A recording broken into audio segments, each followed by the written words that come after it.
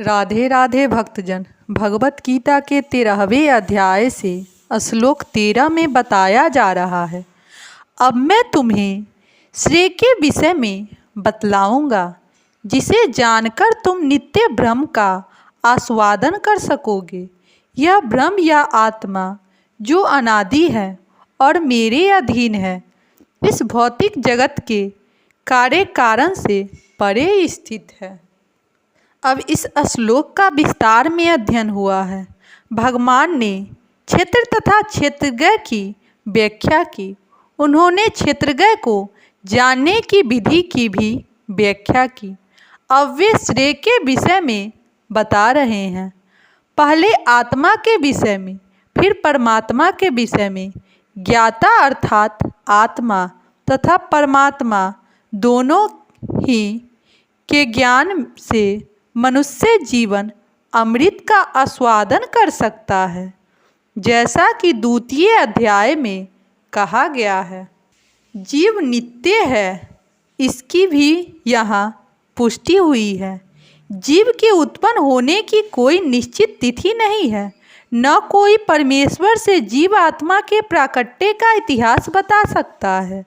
अतएव वह अनादि है।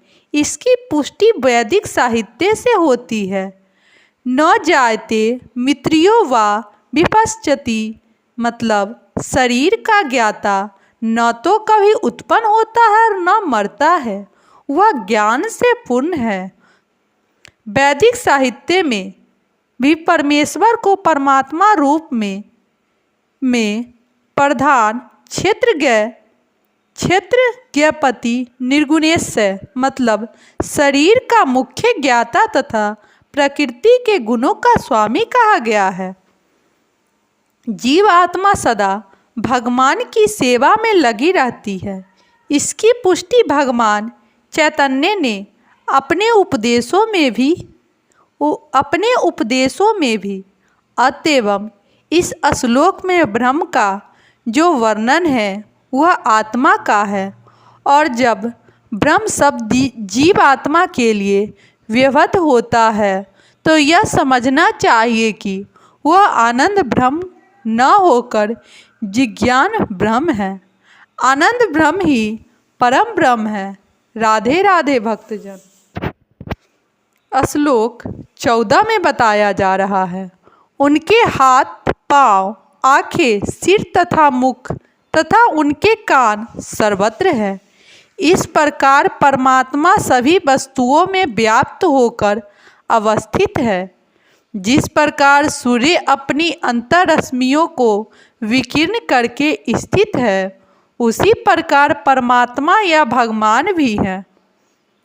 वे अपने सर्वव्यापी रूप में स्थित रहते हैं और उनमें आदि शिक्षक ब्रह्मा से लेकर छोटी सी चींटी तक के सारे जीव स्थित हैं। उनके अंत सिर, हाथ, पाँव तथा नेत्र है और अंत जीव है। ये सभी परमात्मा में ही स्थित है।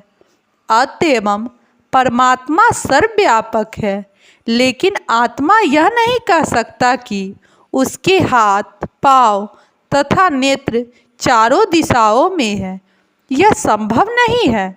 यदि वह अज्ञान के कारण यह सोचता है कि उसका ज्ञान नहीं है कि उसके हाथ तथा पैर चतुर्दशी प्रसरित है, किंतु समुचित ज्ञान होने पर वह ऐसी स्थिति आ जाएगा तो वह चतुर्दशी, तो उसका ऐसा सोच उल्टा है। इसका अर्थ यह होता है कि प्रकृति द्वारा बंध होने के कारण आत्मा परम नहीं है। परमात्मा आत्मा से भिन्न है। परमात्मा अपना हाथ असीम दूरी तक फैला सकता है, किंतु आत्मा ऐसा नहीं कर सकता। भगवत गीता में भगवान कहते हैं कि यदि कोई उन्हें पत्र, पुष्प या जल अर्पित करता है तो वे उसे स्वीकार करते हैं। यदि भगवान दूर होते तो फिर उन वस्तुओं को वो कैसे स्वीकार कर पाते। यदि भगवान की सर्वशक्तिमता होती, यद्यपि वे पृथ्वी से बहुत दूर अपने धाम में स्थित है, तो भी वे किसी के द्वारा अर्पित कोई भी वस्तु अपनी हाथ फैलाकर ग्रहण कर सकते हैं।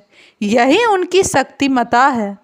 ब्रह्म संहिता में कहा गया है, यद्यपि वे अपने दिव्य लोक में लीला में रत रहते हैं, फिर भी वे सर्वव्यापी है।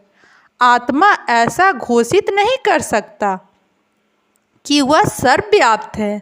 अतएव इस श्लोक में आत्मा जीव नहीं अपितु परमात्मा या भगवान का वर्णन हुआ है। राधे राधे भक्तजन।